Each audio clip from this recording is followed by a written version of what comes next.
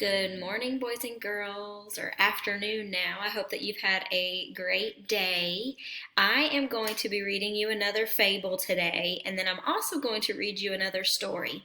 Right before we left school, we were talking about comparing and contrasting. And when we were comparing and contrasting, we were looking at the characters, the setting, what happened in the story. So we're going to do that today with a fable and another story, and we're going to compare and contrast the themes. So while you are listening, I want you to think about what the moral or the lesson could be. And then we'll talk about what it is, and I'll read you another story, and we'll see how those morals or lessons are the same and if they're different. So, the fable that we're going to be reading today is The Fox and the Crow. One bright morning, as the fox was following his sharp nose through the wood in search of a bite to eat, he saw a crow on the limb of a tree overhead. This was by no means the first crow the fox had ever seen. What caught his attention this time and made him stop for a second look was that the lucky crow held a bit of cheese in her beak. No need to search any further, thought the sly master fox. Here is a dainty bite for my breakfast. Up he trotted to the foot of the tree in which the crow was sitting, and looking up admiringly, he cried, "Good morning, beautiful creature. When you admire something, that means that you think it's beautiful or you think it does a good job or you have respect for it. Good morning, beautiful creature." The crow, her head cocked to one side, watched the fox suspiciously, but she kept her beak tightly closed on the cheese and did not return his greeting. "What a charming creature she is," said the fox. "How her feathers shine! What a beautiful form, and what splendid wings! Such a wonderful bird should have a very lovely voice, since everything else about her is so perfect. Could she sing just one song, I know I should hail her queen of the birds." So the crow hasn't said anything yet because she has what in her mouth, boys and girls? Yeah, she has the cheese in her mouth. What would happen if she opens her mouth to sing? If you have something in your mouth and you open it, what's going to happen? I know, she's going to drop the cheese. Listening to those flattering words, the crow forgot all about her suspicion and also her breakfast. She wanted very much to be called Queen of the Birds, so she opened her beak wide to utter her loudest call, and down fell the cheese right into the fox's open mouth. "Thank you," said Master Fox sweetly as he walked off. "Though it is cracked, you have a voice sure enough, but where are your wits?" So wits are like smarts, boys and girls. So he was saying, you have a very good voice, but are you very smart if you did that? Which he wasn't very nice to be doing that anyway. And we know that foxes are tricksters usually in these stories.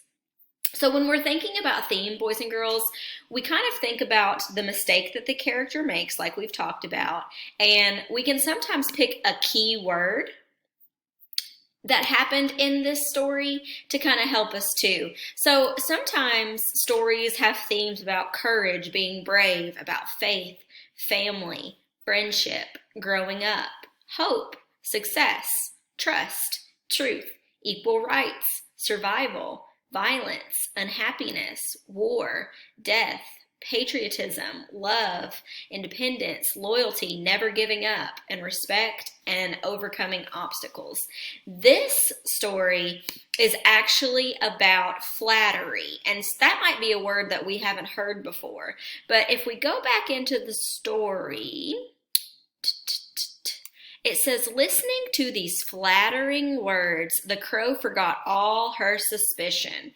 So flattering, boys and girls, is when you are giving people lots of compliments and you're telling them how great they are, and you're kind of overdoing it a little bit if you're flattering somebody this much. So what he was saying was, you have beautiful wings, you have beautiful form, I bet you have a lovely voice, you're so charming. So he was just telling her more and more and more what she wanted to hear so that he could get something from her. So the moral down here says the flatterer lives at the expense of those who will listen to him. So that means that flattering words, you shouldn't always listen to flattering words because they can just be trying to get something out of you. You should look for people who tell the truth.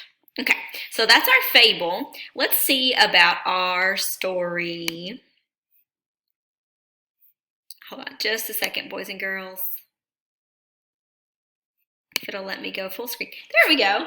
Okay, so I'm going to read The Spider and the Fly to you all today. Some of you all may have heard this story, but we're going to read it again because it fits in with that fable really well.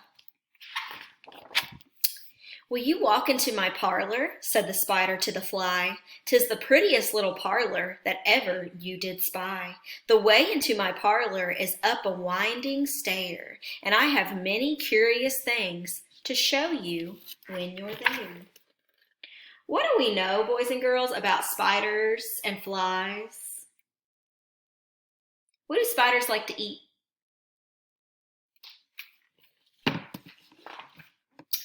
"Oh, no, no, no," said the little fly. "To ask me is in vain, for who goes up your winding stair can never come down again."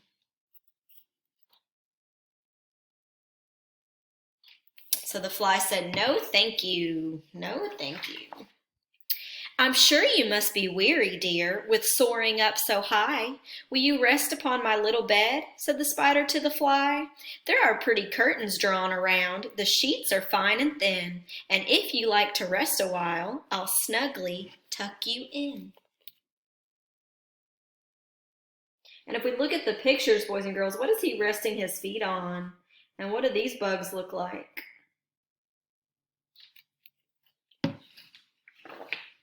"Oh, no, no," said the little fly, "for I've often heard it said, they never, never wake again who sleep upon your bed."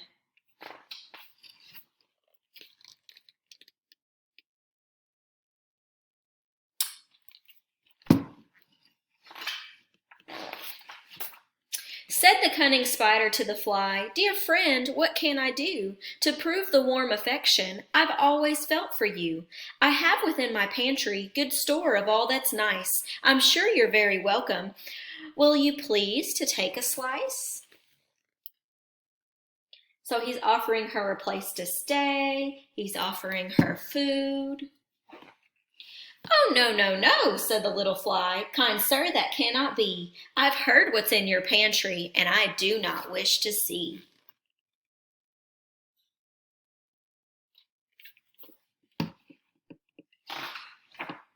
"Sweet creature," said the spider, "you're witty and you're wise. How handsome are your gauzy wings, how brilliant are your eyes. I have a little looking glass upon my parlor shelf. If you'd step in one moment, you shall behold yourself."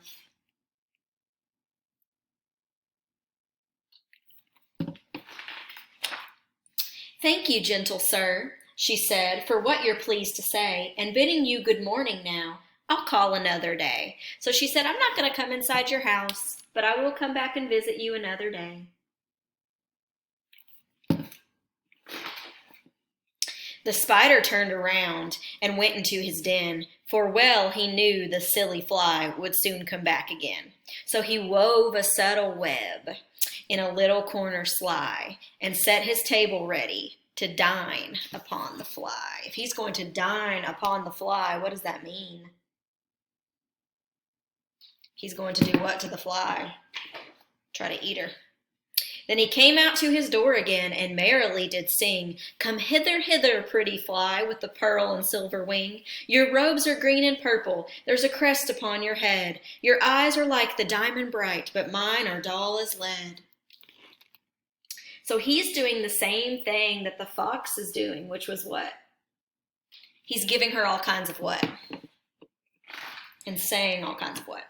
"Alas, alas, how very soon this silly little fly, hearing his wildly flattering words, came slowly flittering by. With buzzing wings she hung aloft, then near and nearer drew, thinking only of her brilliant eyes and green and purple hue, thinking only of her crested head, poor foolish thing, at last."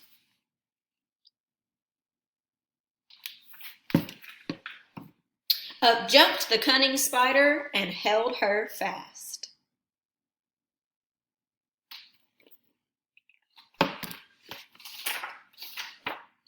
He dragged her up his winding stair and into his dismal den within his little parlor, but she never came out again. Poor little fly.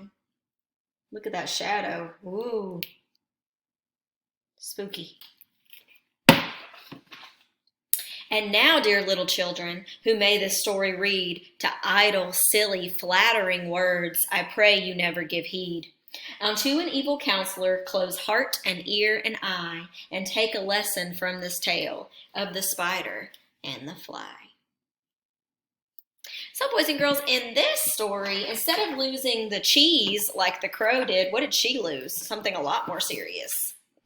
She lost her life, right? I'm sorry, that's kind of a dark story, but the lesson in this story is very similar to the one in The Fox and the Crow. I'm going to switch my screen back. And when you are finished listening to those two stories, I'm going to put another link for you to answer some questions, okay? The questions I want you to answer, make sure you type your first and last name so I know who you are. And then I want you to tell me, how is the lesson or moral of both of those stories the same? And then I want you to tell me, how are the settings of these stories alike and how are they different? Okay, tell me one way they're the same and one way that they're different. And then, how are the characters in these stories alike and how are they different? So what was something that in this story the characters were the same? You can tell me maybe something the characters did, something the characters are. Like, for example, if I were talking about,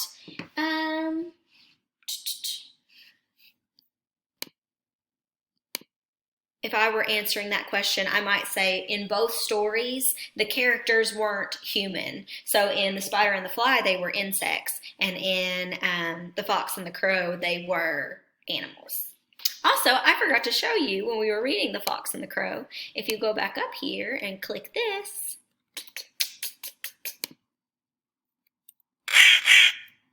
it shows what happens to the cheese.